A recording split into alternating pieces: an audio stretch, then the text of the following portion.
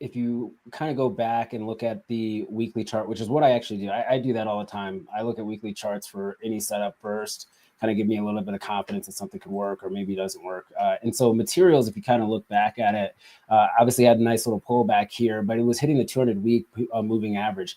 On December, it hit it, in January, it hit, and that's actually a really key moving average. And actually, if you kind of go back on October 23rd, it did the same thing. October 23rd, 2023, we saw a bounce to the upside here. So that's kind of what the technical setup was for. And then also we had obviously the wildfires kind of taking place. You have the tariff policy issues as well, which could be a headwind for some material companies in a sense, but also could also push up margins, right? Prices kind of go, they increase prices higher in anticipation of potential tariffs, and that can be a tailwind for them. And then if they raise prices and tariffs are not as aggressive, then what happens, right? Their margins expand. So there's kind of that also, that fundamental story there. If you're looking at the XLB, I would say like the 91.50 area for materials probably would be that area of resistance that aligns with the 20-week moving average. But it's been a nice little pop to the upside here, pretty much for the start of the year. Same thing when you're looking at industrials. Industrials had a nice little pullback, came back to the 100-week moving average. Then we saw a nice little bounce to the upside here, tested the 20-week moving average, and then bounced higher. And so industrials are kind of a little bit more unique, right? Everybody's kind of talking about GE. GE has had a phenomenal year, to say the least.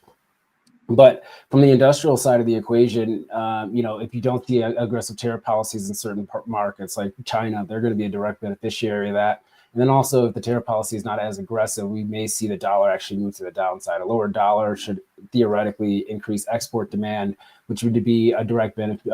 Companies like GE, companies like Caterpillar, things of that nature would be a direct beneficiary of that. And then lastly, the data center AI build out, stories that you're kind of hearing, $500 billion here, you're seeing 600 billion potentially from the Saudis. I mean, you're talking about a lot of money. Now, question is all that money actually going to be realized?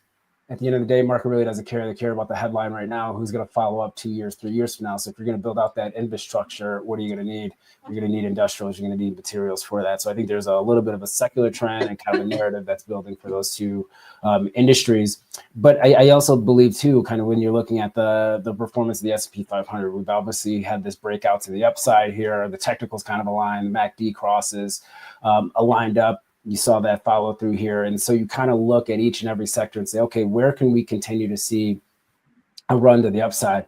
And actually it's MAG 7 right now. So there has been this bull flag channel that occurred for the S&P 500. We all have been looking at it, mini S&P futures. We've all been looking at it. MAG 7 had the same thing, but it actually just officially bounced and broke above that channel line 2 days ago, right? And so if you're gonna, so meaning that if they're not really at, if you take the MAGS ETF, they're not at all-time highs yet when you're looking at the conglomerate here. So they still have some room to run to the upside, and I think that's where you're going to get that follow-through performance. From the economic data standpoint, look, we had some PMI data that came out here today. S&P Global PMI. They're not like as impactful as ISM, but a key area here is manufacturing PMI actually was in expansion territory. That's actually a very key area to kind of focus on there. Services PMI came in a little bit light. Existing home sales came in better than expected. That trend may continue just based on some of the other economic data we're seeing in the housing market, especially on the existing home front. Even though rates are a little bit higher, you are seeing maybe pricing pressures to the downside for homes that makes it a little bit more attractive for those to buy. And then we had the consumer sentiment data that came in today from the University of Michigan. Sentiment actually was lower, revised lower. Current conditions revised lower. Inflation expectations for the 1 year met the street's expectation of 3.3%. 5-year expectations slightly lower here. So next week, we're going to get a whole boatload of data. We have the Fed meeting next week. We got GDP numbers coming out next week. We have what? Durable good orders next week. We have PCE on Friday. We had a lot. And so I think the void that we had in economic data this week was actually a really good environment when you're looking at it, just because of the inauguration, and Trump's going to come out swinging when it comes to economic policy. So that kind of gave us that thrust to the upside. Next week, let's see how the market actually balances out economic data and the commentary that we're hearing from the Trump administration. I still say that, if I go to seasonality does matter for me. And in the last 15 years, we've seen a pop in volatility the last 2 weeks of January, pretty much all of February, and then it subsides at the first week of March. I still believe that's on the horizon. So volatility right now, if you look at the VIX, is actually very low. Premiums are very cheap for hedges to the downside. And even if you want to have upside exposure, but may not want to put a full amount of capital or a large amount of capital at work in order to do so, you could go long call options, even longer dated call options. If you look at the risk curve, it's actually relatively cheap. So you can actually use those calls longer term duration to kind of get upside exposure without having to put a fair amount of capital in if you are concerned that we do see a vol spike. So that's kind of what I've been keeping on the radar. We had BOJ 25 basis points last night. I think the biggest risk there was their commentary. Look, they hit the mark. They didn't mess this one up like they did in July and August of last year, where the commentary was god awful compared to the action that they took. So I would expect yen to actually gain a little bit of strength, dollar to get a little bit either stable or maybe seeing a little bit of weakness. But that also comes with yields actually kind of rebounding to the upside. If you're looking at a 20-day, 4-hour chart, there's an inverse head and shoulders that's playing out with yields right now, that if we break out that neckline to the upside, maybe yields actually move higher. And I think that also aligns with the Fed commentary that we're going to see next week. I don't think that you're going to hear Powell as optimistic as Waller. And I think the market's trading on Waller's comments or anticipating Waller's comments and pricing that in rather than what Powell is going to say. And I think Powell might be a little bit more measured in his optimism, as well as the trajectory of rate cuts moving forward, which could actually push yields up in the near term here. So that's what I got. What do you guys think? No, I love that because there's so much to unpack there. And the one thing I wanted to also mention, so I've been, if you guys check the yesterday's report, so I've been working on coding and back testing the regime model for years, basically. Finally, I've got it to the point where it's actually automated. So I finally posted that recently. And to your point, it's actually spitting out that we're in a reflationary environment.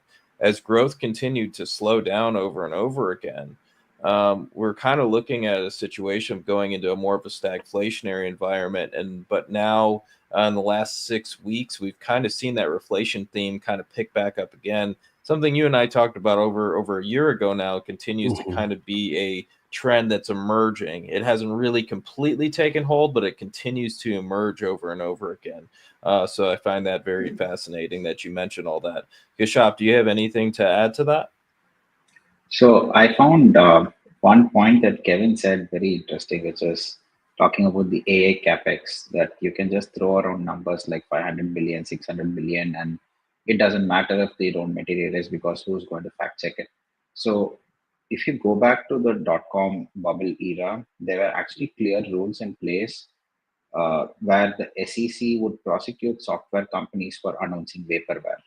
Vaporware meaning you announce that you have this crazy piece of software that is going to be, changing the world or something like that, and then turns out to be nothing.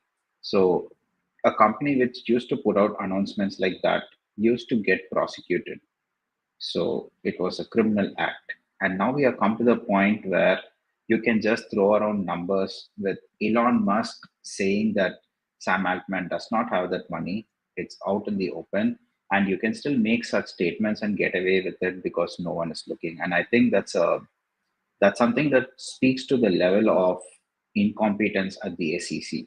There is no one looking, so you can just commit whatever kind of financial fraud that you want, securities fraud that you want, and the market is just all algos, and they just, number go up, and that's all the market is. And I think that's something that just rubs me the wrong way, because that's not how security market should work, because it's end of the day it's people's money, and when the vaporware doesn't materialize, it's all these pension funds, institutions, all of them getting hurt. And I don't know why this is being allowed. So, but the point that you made is so true, because that's all that really matters. You just put up any headline you want, stock goes up. And in fact, there were so many of these companies which have put out such statements with regard to Bitcoin. So there was this one company called Nilam Resources or something.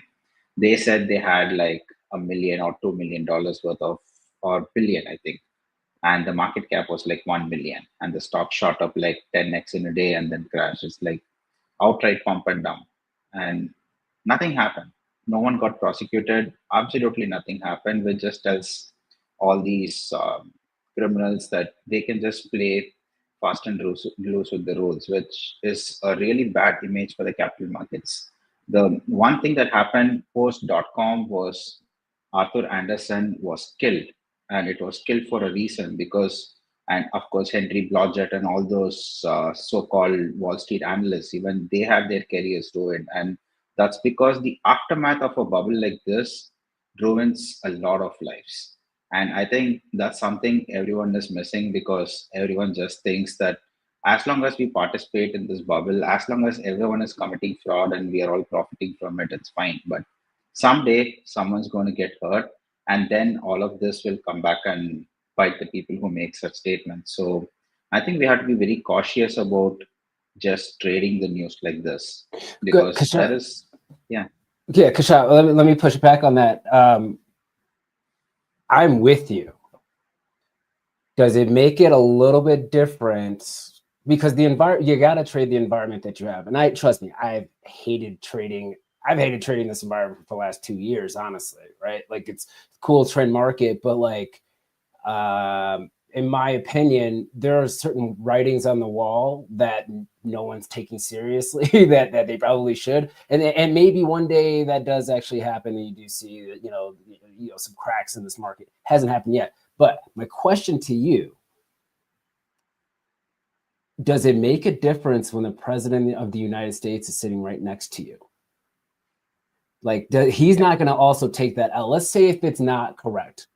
Because I think also you got to think about it too. $500 billion is a boatload of money. You don't come like this situation, right? Oh, they're making $100 billion investment, and then like 2 weeks later, in the same conference, make it 250, and then this announcement where he's like, yeah, you asked me for 250, I did 500. Like, there's people that have money, not $500 billion worth of money that they can just put in their back pocket, pull out of their back pocket, right?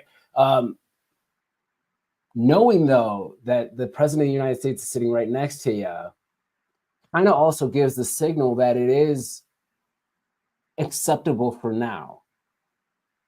I'm not saying it's the right thing.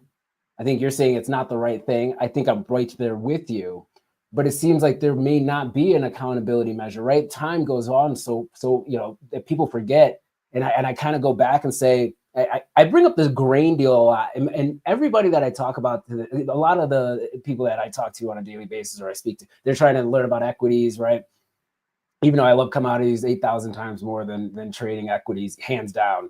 And I always bring up the grain deal, and sometimes it doesn't land with people because they just don't understand what happened. You guys remember the grain deal? That was the same thing. I mean, you were asking for a major commitment from China to import, corn and beans from the United States, and those commitments weren't even close to being fulfilled for that agreement, right? You go back though and say, lives were ruined for sure. Acreage planted dropped for sure. Small farmers that didn't have hundreds of thousands of acres, they may have had a small amount of acreage. They lost their farms because of this shakeup in this trade deal. But at the end of the day, was there any accountability? No. 3 years, 4 years later. So it seems like you can kick the can down the road, and then by that time, you're like, hey, what happened? So I think it's different for commodities, right? Because there are no insider trading laws, and it's a global free market. Whereas if you look at US capital markets, there is technically a regulator who's supposed to make sure. So you remember when Elon Musk tweeted funding secured, and there was a lawsuit on that.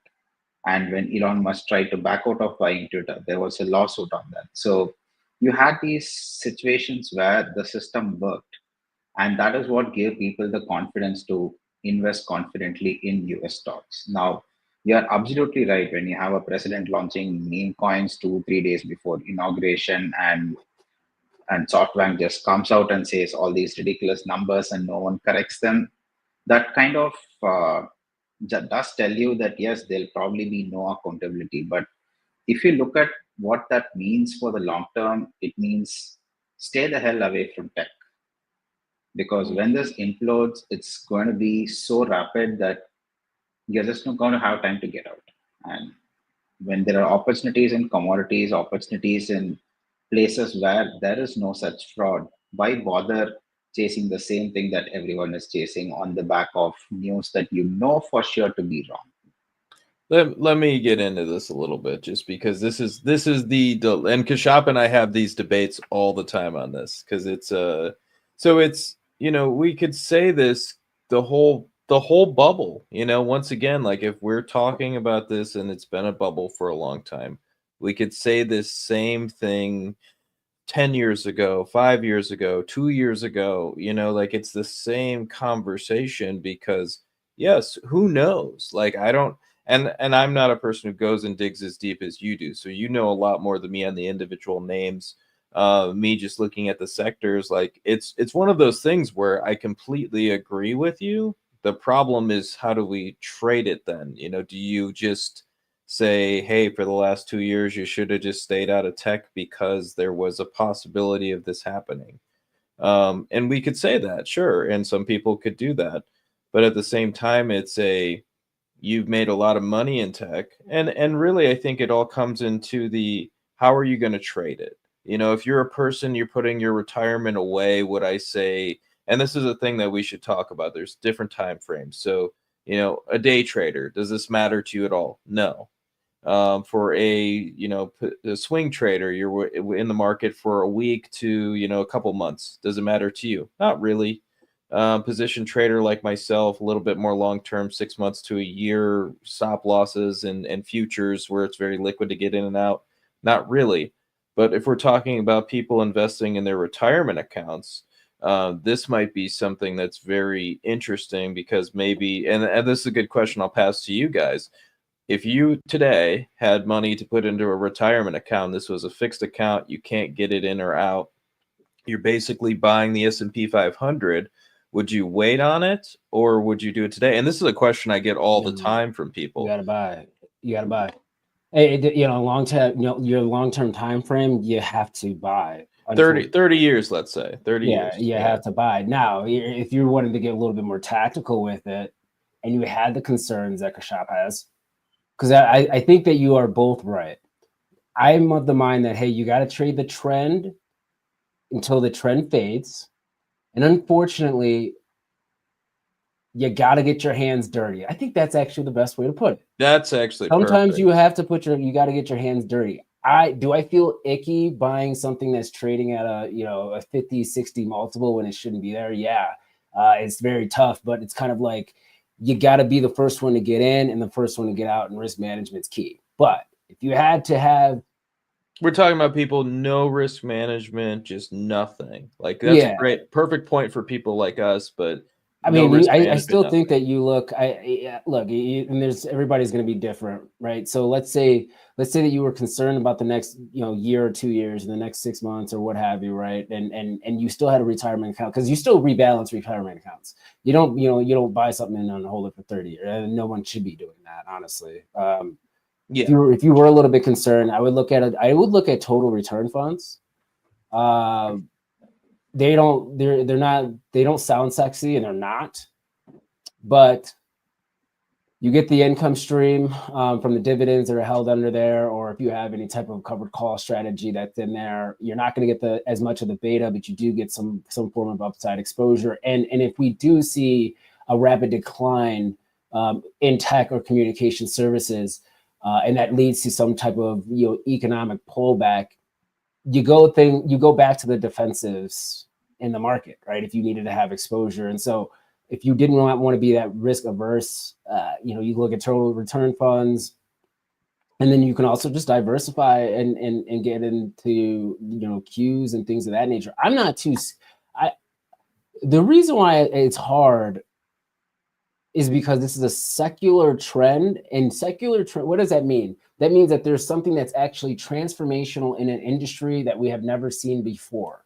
And so none of us actually has the full view of what's going to become this AI theme, right? How far can this go? Is this the internet Is it the internet just kind of starting off, and then this wide open array of opportunities out there, or is this kind of the start of mobile pay functionality where, you know, Venmo kind of took it at the start, PayPal had it at the start, but now everybody has that functionality, right? Where so there's no real premium in there, but it's still it was an innovative tool to be able to say, hey, I can just cash app you something, or I can Venmo you something. Revolutionary when it comes to transacting money within the economy. But now it's not so much, it's more of like a staple. You need to have this as a financial institution rather than something that's truly innovative. So I think that's where we're at. I would say Bitcoin the same way. Look, Bitcoin's had a really nice run, but remember the height of Bitcoin itself still didn't have application, and it still, in my opinion, doesn't have a utility, an overall utility. I think the utility is being built out by potentially, government intervention, which, we won't argue that today. But at the end of the day, Bitcoin was like, hey, this is actually revolutionary. And let me say this, guys, scratch what I just said. Blockchain technology. Okay, that's a better way. And everybody needed to have blockchain technology in their organizations. UPS talked about how they were going to build out their whole logistics chain on the blockchain itself, right? What happened with that? JP Morgan, everything that they're going to do on the back end as far as tracking transactions is going to be blockchain related. What happened with that? Like, so that's the theme of blockchain. I didn't mean to say Bitcoin, but blockchain is kind of that boom bust cycle where it's like, yeah, very innovative and something that can be applied. But how do you actually throw a multiple on that use case of that technology? You really can't. And so that's how I think everything is right now here. And unfortunately, I do have to jet, but I'll leave you guys on this. It's unfortunate. It's unfortunate that we have really good things happening and really innovative things, and then you have bad actors, and you will always have bad actors no matter what market you're in. No matter what market you're in, it could be hard assets, it could be soft, it could be whatever. IP, you're gonna have bad actors there.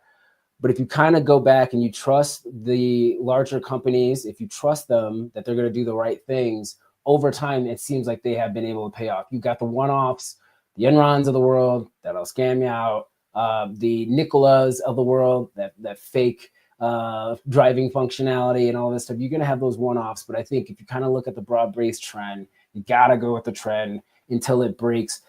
And we might be, I'm not making a call here.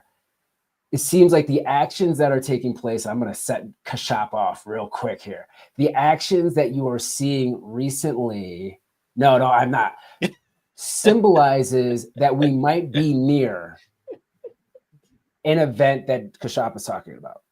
Meme coin action, X the president. I care less about that, just in general. If you have fart coin as a staple within your portfolio, God bless you. But but you're getting towards that end, or close to the behaviors of that end. What's nice right now is that we have not seen any of that behavior trickle into credit markets yet, right? Into massive amounts of consumer losses as far as major frauds or security vulnerabilities, right? So let's say like somebody was able to find out a way to completely just pull money off the blockchain for Bitcoin, right? And just boom, next thing you know, $500 billion is gone from the crypto markets out of nowhere, or Satoshi or whatever, like rug pull. We haven't had that yet. To create that domino effect or catalyst. And markets really don't go down until you have an exogenous event, black swan event, or credit liquidity, dries up. And right now you don't have any of those things yet. But the behaviors of certain things, like meme coins, I think symbolizes that we are tiptoeing close to that end. I appreciate y'all. I will talk to you guys next week. All right. I look forward to watching this on YouTube. I always watch this on Fridays. Let me just say real quick, on Fridays after I get done, when I'm not usually on this show, right? But every Friday when I'm done with everything, I crack open a beer, and I swear to God, there's two things that I watch. I swear to God, I watch the Holy Macro Show when I can, when it's available. I watch it, And then I watch AJ Monty, Sticky Trades. He's also good. He's a good follow on the technicals, and he's kind of like a down to earth guy. I don't agree with him politically on anything for the most part, but he's a solid cat. So these are really good for the Friday after work. Crack a beer, let your dog out, sit back, listen to what's going on, and get prepared for the weekend, because this kind of throws out some good trading ideas. So thank you guys for putting this one together, and I'll see you all next week. All right, thanks for dropping in, Kevin. Much appreciated, man. Thanks, Have a good day. Thanks, Kevin. So yeah, we can hop on to what's next, unless you have something you want to add, just because it's fascinating to just kind of talk it through, because I think one, it's almost like a moral conundrum. Do I care if people can get in and out of trades? And the answer is I can't be in charge of everybody else's life and everybody's portfolios. As much as I would love to help, like that's the goal of my product: teach people how to trade, show them what a professional trader does, how to make money, how to do this on a high level. That's all my product really is, if I really boil it down. But at the same time, it's like, I know I could, and it's what you and I have talked about a million times. I could take my strategies and I could put them all on a billboard. I could send everybody the codes for everything. I could say, just run it. It'll be great. And, the second it starts to go sideways for a week or two, they're not going to believe in it because they don't trust it and they don't understand it. So it's a hard thing, because it's like, yeah, like what do I need to do as a trader is what I try to think. As a trader, I need to ride the trends. I need to be able to get in and out of positions. As a person, I could see it a bunch of different ways. As a person, I would go, there is a situation here. There is something building here. It doesn't matter to me. Does it make me get out of any trades that I'm in currently? No. Does it make me look at the market any differently? No. And it's always goes back to that same thing. Like I was thinking the other day, and I posted this, and it just blew my mind that this was real. And I think the chart's actually right here. So it was on TrendSpider too. So let me see if I can bring this up. So weekly, and I think I had one. Anyways, the point is, I'm not going to put all my signals out for everybody, but I put it on my channel. And basically, we got long the NASDAQ here, and we haven't had a full sell signal in the long-term portfolio this whole time. And that just blew my mind the other day, because this thing's been in an uptrend for that long at the moment, where we're going back to January 2023, which could have been, basically year-end 22 into 23. They're talking about 1 full year, 2 full years, and now we're starting this year. It's still in an uptrend. And most of the time, it's when you study trends, especially in equities, it's very rare to have one without a sell signal for this long. So, once again, does that tell me that something's coming? I can't control that or understand that. I know that I've been in this trade for a while. I know that I think there's much better places to be. But I also, as a trader, I always know I don't know where my biggest winners will come from. If you'd have told me I'd be holding technology from January 30th, 2023 till today, I would have told you you're freaking crazy. Like, I'd have been like, there's no way, especially at that point. For me, I thought it was a false signal, because if you look at it, literally it got the signal, and then that the banking crisis happened in 2023, and it literally got very close to getting stopped out, and then it just continued to rally, and it just never turned back. So it's kind of an interesting thing to think about. One is, I don't know how long a trend in technology will go. But also, and you've mentioned this before when you were talking about NVIDIA, I don't know how far a bubble can go or how far fraud can take something. But we do know that it will end at some point, most likely. Does it end in devastating fashion? Does it end in a 50% drawdown? I don't know. I don't know what the reaction from the Fed will be anymore. I would have thought COVID shutting down the entire economy should have been a great financial crisis type of catastrophe, especially because, as we talked about last week, we were already heading into a recession. So if we're already heading into a recession, we have all of these things together, then we shut down the economy, and then the market V bottoms. So it's the reason why as time moves on, I look more at liquidity. Fundamental wise, I'm looking at liquidity and the rate of change. That tells me more than what's really happening anymore, because it's the reactions from market participants that keep the bubble flowing. Now that doesn't mean, like, once again, I don't know if this is a bubble exactly. It has the hallmarks of it. If you look at, what we talked about last week, all the meme coins, all this other stuff going on, there's something going on here. It's very reminiscent of 2021. So at the very So least, go ahead, Kishab. yeah. So the meme coins, the bigger picture, the meme coins are just a sentiment indicator. It's not really a big deal. So look at how much the Max 7 is moving in a day. Something like 30 to 100 billion pop, Mm-hmm. and the entire meme coin market is what, less than 5 billion. Mm-hmm. That's it. So it's a small market. It doesn't really matter as such for the overall broad market or the economy, except for the fact that meme coins are doing this, and because I have studied history and I have lived the crypto cycles for a long time, it reminds me a lot of 2022. So everyone looks at November 2021 and says that was the top for crypto. And it actually wasn't. That was the top for Bitcoin. Bitcoin top first, and then came Ethereum. And after that is when the NFT mania started taking off. So that was when you had DeFi, which is yield farming. So people were getting crazy yields just rotating their stable coins from one decentralized platform to the other. And then you had this whole crazy boom with NFTs where uh, people, Board Ape, Yacht Club, all these guys started minting NFTs and selling them. And then you had guys like Raoul Paul saying he changed his Twitter profile picture to a monkey. I'm not sure if you remember that. And he's like, NFTs are the future. And so you had that whole craziness that peaked somewhere around Feb 2022. And that was when the FTX Super Bowl ad was ad.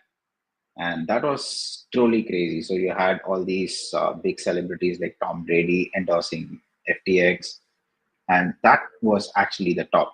And it was a top in the sense that it didn't really matter that it was a top, except for what happened next, which is you got a credit deleveraging event in the crypto space. So because of good times, all these funds had built up quite a lot of leverage. And when the DEX platforms broke, so you had the Terra Luna ecosystem collapse, and that killed all the yield farming. And because all these guys had used Bitcoin as collateral, Bitcoin went down like 40%, even though Bitcoin had nothing to do with that entire credit bubble, because Bitcoin was completely out of the DEX, the ecosystem.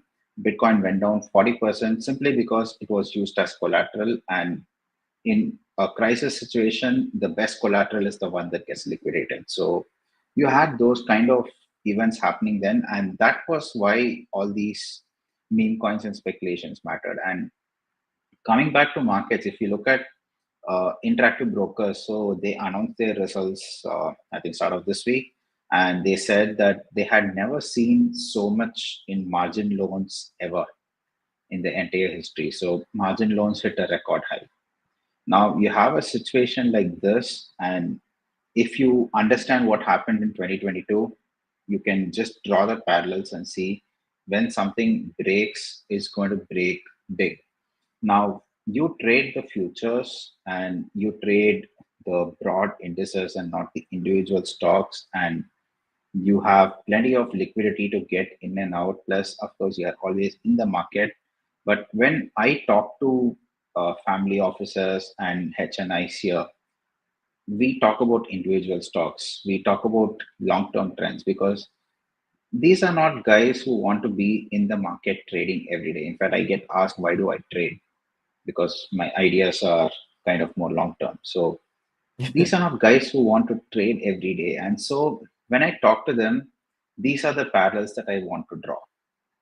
Because, like you said, if it's a retirement account, if it's a day trader, it's a swing trader, your approach would be completely different. So if I say, yeah, okay, you can stick with tech for now, but you sell it in a month when things break, they would rather just sell it now and say what next to rotate into, because the No, that's a good point. That's a good point because that's why I wanted to say let's talk about time frames a bit because it matters in this situation. For me as a trader, for you as a trader, does it matter that much? No. But if we're looking at something, even someone who's, waiting long term, like even like something like, Kevin's talking about earlier, there's different areas to be in the market if you are a person who's like, hey, tech has ran a pretty long way. I even like the idea of going, more all world than going just United States at the moment. I think there's a lot of big possibilities right now building. I don't know if I think tech will crash or if the US will crash in any way, but I do think there's a possibility of underperformance for a very long time. We've had this massive outperformance. People think it's going to last forever. And once again, that's how markets go. That's why people like us can make money, because when people are all on one side of the boat going, this is going to last forever, we can kind of find different areas that we want to be in the market. I like looking at other areas, like even emerging markets right now. There's some areas in emerging markets that look really good. I was telling people the other day like how lonely it is to be a macro trader, like, and just talking about macro things like, hey, I'm going to buy chili today. Hey, I'm going to buy, and like, we're looking at Poland and Chile and these things. And it's like, there is a lot of things happening out there right now that nobody's paying attention to. Chile is a huge one that could be a massive move, but you will not hear anybody else really talk about it because especially in the United States, it's not globally. Globally, you talk to people, they trade all the forex currencies, they trade all the pairs, they understand them very well. But if you're in the United States and you're like, do you trade forex? Most people will say no. They have no idea how to trade the currencies at all. Maybe they've traded the ETFs once or twice. Found out that they don't really make you much money because you can't get any leverage in ETFs, and then they never trade them again. So that's the big disconnect that's going on right now between America and the rest of the world, is why I kind of think there is a huge opportunity here. Does it like, and most people are going to come back to this in a year and be like, well, I was in SPY and I made, 10%. It was fine. We didn't see this crash. And it's like, it's not about a crash. It's about if you can be in an area where there is outperformance, that is what you want to do. If you're trading and you're trading in line with the S&P 500, you might as well just shove your money in the S&P 500 and walk away and go enjoy your life and never even think about it. But if you want to trade at a high level, you want to look at these different areas as a trader. Because for me, it's not as a trader, there you still have a point. And the point being, there's a lot of things like the real economy. You could talk about those type of trades, energy, materials, industrials, and so on. You could talk about these other countries that look amazing that we could be buying right now that nobody's even going to talk about. There's so many things kind of happening. I was telling somebody the other day, I was like, yeah, I'm shorting bonds. We're like, wow, I've never even thought to short bonds. That's very interesting. It's like you can do all of these things in trading and nobody is doing it. It's mind blowing to me. Yeah, and the problem with the world market is, I think somewhere around 73% of some of the all country world index is just the United States. So That's then you that's have I'm to, not saying I'm not saying just buy the thing. Like if I was a person doing something long term, or if let's say you're a normal person, that's a possibility. But I would rather do the approach of, if you're going to do it as a long term trade, something like you and I would do would be, you would go even further in depth and find the actual stocks. I would go more, okay, I'm going to reweight the portfolio, maybe 10%, 15% the United States, maybe, different countries inside of there. Stay away from those big ETF indexes, maybe look for specific countries, stocks in those individual countries that you like. There's a bunch of great things you could do for a retirement account, but I doubt people are gonna do it. yeah, I mean, US outperformance is something that's been so taken for granted that can't imagine a different future, and especially with tech. So if you go back to the after the dot-com burst, the leader in that entire decade was financials. It wasn't tech at all, even though tech actually continued to grow earnings. So you had Google, Netflix, all these great companies coming up in that era, but everyone was so enamored of financials. And why? Because the yields were amazing. And that was the time when US got this big uh, boost in terms of uh, the trade deficit with China, which meant all the capital got rotated back into the US economy. So the US got financialized, and that was the time when the banks did really well. And now we have a time when tech does really well. And maybe going 1 or 2 years out, it's going to be energy, it's going to be mining, because Trump, the way he's talking, it looks like he really wants America to boom again as an industrial economy, which means you bring back mining, you bring back manufacturing, you bring back energy. So I think the 5 years from now, if you look back, it will be so obvious that you should be in energy, you should be in mining and not in tech. But right now, that conversation is just not happening. And that's mainly because the news cycle is such that everyone's talking about the AI boom. So in any other market, I'm sure if someone had come out and said, so when SoftBank came out and said they're going to launch their $100 billion vision fund, it was met with skepticism. No one believed they could raise 100 billion. And now you have a guy coming out and saying he's raising 500 billion, and Elon Musk is fact checking him on Twitter, and still nothing. The market doesn't care. So this is all just a part of the shift. And once it shifts, then it will become obvious that this was the point where it shifted. It's just like when you look at, I was talking about crypto earlier. So you look at NFTs, you look at DeFi and yield farming, that marked the top. And the only way you would know that is in hindsight. But with foresight, it just tells you, okay, maybe this thing is 2 months away from blowing up. Maybe the rotation trade, the catalyst, whatever you want to call it, happens in a far off future. Not exactly a far off future, but like maybe 60 days from now, 90 days from now. Do you really want to be in this trade, which is getting extremely crowded, which is getting silly, which is getting close to an exit point?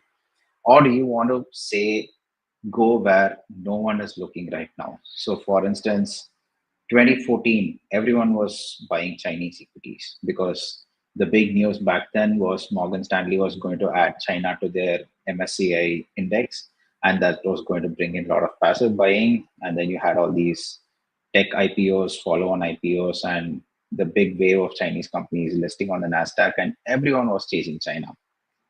10 years later, where is China? No one cares. We are probably at the beginning of a bull market in Chinese tech, and no one cares.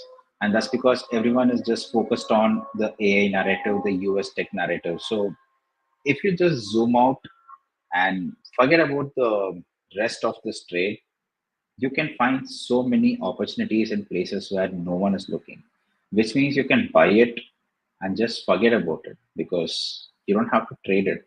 You're getting in it in a great entry point, beginning of a trend. It's like how you spoke about when you got into the NASDAQ trade on Jan 2023. You pretty much didn't have to do anything for the next 2 years when you got that entry point. And I think that's the kind of entry point that's available on so many different themes, so many sectors and countries right now. And I think that's the message that I really want to tell today, because it's not just about me not liking the AI bubble or all the financial and accounting fraud that's going on. It's something bigger, which when you zoom out, it's like here you have something like a generational lottery. So once in a decade opportunity to take a longer view and just compound while doing absolutely nothing. Just buy, and you're going to have minimal drawdowns. And that's the thing, because none of these markets have any volatility left because no one's even trading them. So what is your downside? It's very minimal. Just get in and you can forget about it. I mean, this was a good point that was brought up. And, you and I, we talk about sector rotation a lot. And if you think about, the strategy that has worked for me all these years is sector rotation. And, if you take a look at our portfolios this week, One, we've had a ridiculous month so far, but if you look at the portfolios this week, you're seeing how much the signals are moving into the reflation trade at the moment, like across the board. Like, so what we're talking about isn't only speculation, it's just happening. It's just real. So, there's two different sides of it where you could look at it and go, okay, well, this trade has legs or this trade is long in the tooth or whatever. But all I can say is that the signals are continuing to point to these areas. If you look at oil starting to pick up, if you look at energy starting to pick up, you look at copper starting to pick up, you look at all these things starting to pick up, you're really starting to see a movement that's different and has a different look than the last 2 years. And really, it started back in 2020. And you and I know this. Commodity super cycles are a real thing, and they don't just start and stop. Usually, you see, just like, and this is the same formula you and I have talked about forever. You have the Fed, and they usually get behind the curve. As the Fed gets behind the curve and they start to go, hey, we're going to stop raising rates because we have killed inflation, they start patting themselves on the back. You and I talked about that ridiculous thing from Powell, basically just celebrating himself for killing inflation. Great, awesome. It's hilarious to you and I, but once again, it's just kind of another signal. Then they start to lower rates. As they're lowering rates, the long end of the curve's laughing at them, and it's moving the complete other direction, which is killing bond prices, and then bond yields are just moving higher. So, and then you and I go, okay, so back to the playbook. We're in a commodity super cycle. I'll bring up the chart of energy because it really kind of says it. And if you guys have seen the chart of commodity versus bonds and commodities versus equities that I always post, those really tell the story even better than this. But if we're looking at energy, this is the beginning of it here. We're kind of seeing it bottoming out. After COVID, there was some deflation that stuck around, disinflation, so to speak. They dump all the money. We get all the helicopter money. As it starts to find its way into the market, energy becomes the best performing sector under that 2-year time frame. It's actually the best performing spider sector under Biden, actually. So for 4 straight years, it is the outperforming sector. It doesn't look that pretty lately, but it did very well. So it basically, we move up in this big trend, and then it starts to top out right about the time they start to, raise rates, and they're raising rates, and now energy is topping out. It's moving completely sideways. Then we see a new break to the upside. This is where this is going to start. So we'll probably see a new break to the upside here. And this always lends to other areas like Kashop and I are talking about today that we're going to want to be involved in as we're trading these markets, like materials, like industrials, like energy, like the real economy stuff, the stuff that isn't going anywhere, the stuff that isn't that sexy, and the other countries that nobody wants to talk about. Like, these are the things we're going to see. I had to go in a second, but I wanted to touch on somebody said something, so I wanted to touch on that real fast. You got a sec, Kashop? Yeah, sure. So I just wanted to add this. I've been trading by myself and losing all the time.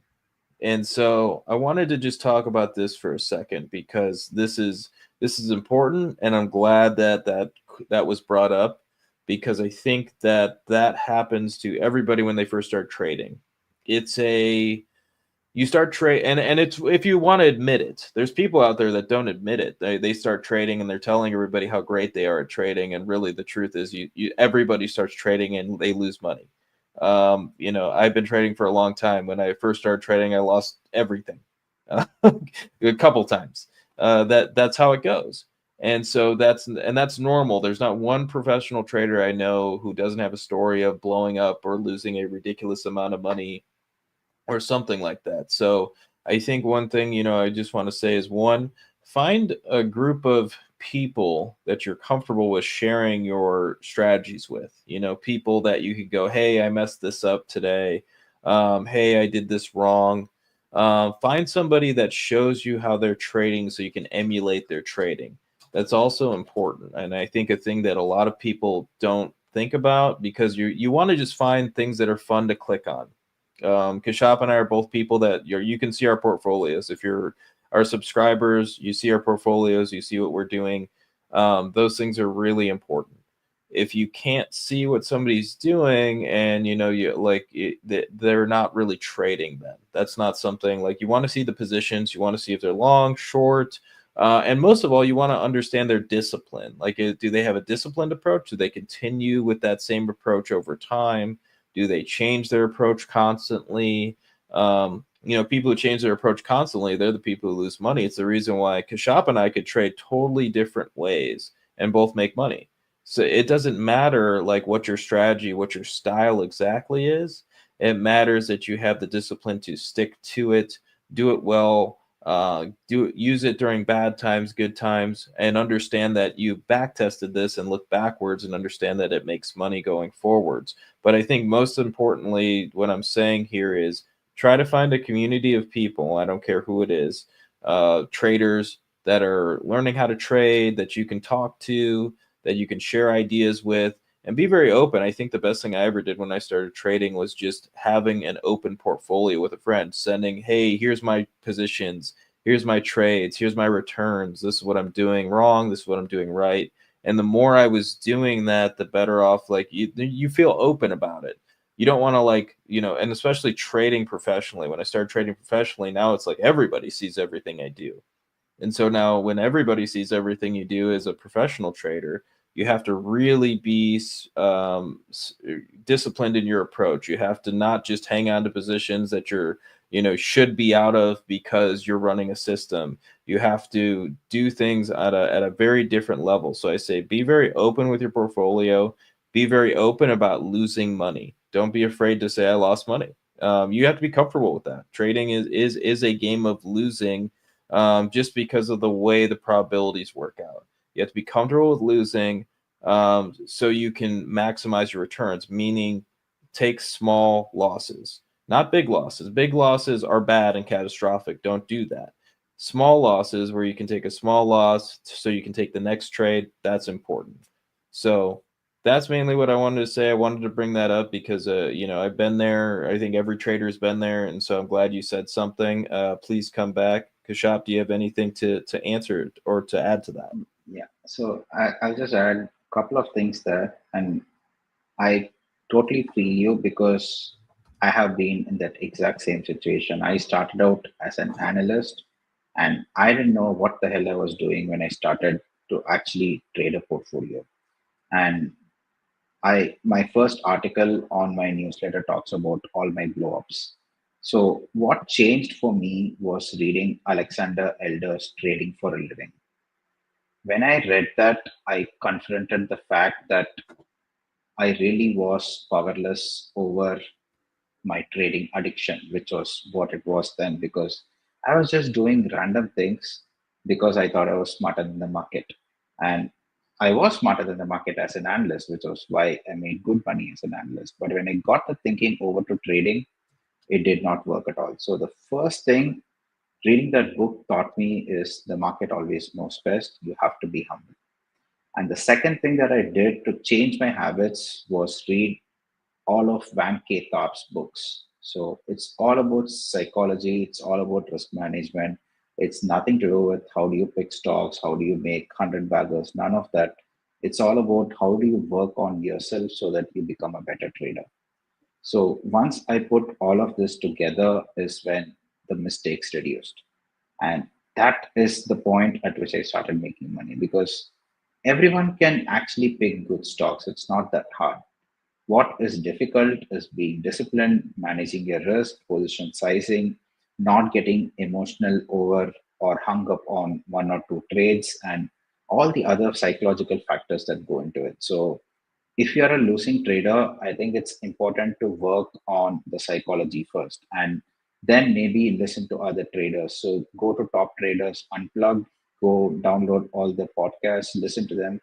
They may have different styles, but that will teach you something and read books like Trading for a Living and Van Tharp's. I forgot the names of his books. He has like a dozen or so, all on psychology. And I think if you work on that, then maybe a couple of years you can become consistently profitable. And it does take that long, because it's not like you can just go get an MD and do a heart surgery the next day. It doesn't work like that. And it's the same with trading. In fact, it's probably more difficult because this is not about skill or technical proficiency per se, as it is about emotional and all the other aspects that go into it. So hang in there, and I think couple of years, if you're really serious, you can become an amazing trader.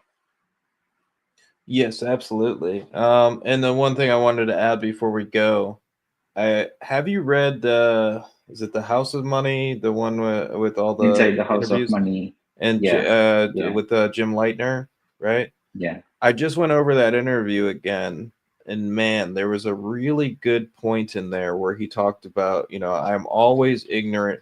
It's called Inside the House of Money. Is it a Sebastian Mallaby book? It's Stephen Drobny. Stephen Drobny. Okay, Stephen Drobny. So Stephen Drobny, Inside the House of Money. But so Jim Leitner's section in there, it's one of my favorites. Jim Leitner is one of my biggest inspirations for the way I trade. So reading that again, and he had a conversation in there or a question in there where he's talking about what is it? Averages, being average, not being really, really good, not being super early, and talking about how like he knows tons of smart people who are much smarter than him in trading and know more about markets who are wrong all the time because they're almost too smart. And what he did is figure out and back test this and found out if you're too early in strategies, like whatever the strategy is, you don't make as much money as the person who's just on their average time frame. So if you're just average at trading, you can actually make a lot of money. And he also shows like being late actually makes more money than the people who are so smart and are really, really early. And so I'm probably saying, I'm paraphrasing this. So I'm not saying it as deep as he said it, but I wanted to mention that to you to check out, and everybody on here to check out that book in that section, because it's really spot on for why trading any type of trend strategy really works. Any type of idea that's like, okay, we're finding some momentum behind the move. Why does that work? And he kind of goes through that in a macro sense, which I think is very cool. Now, once again, this isn't for stock pickers. This is a macro finding, big trades in either commodities, indices, world countries, and so on. Or currencies. So check it out. All right, guys. Thank you guys for joining us today. It's the Holy Macro Show. We're on every week on Fridays, around 11. We've been 11:20 lately. So we'll see you guys soon. Bye, everyone.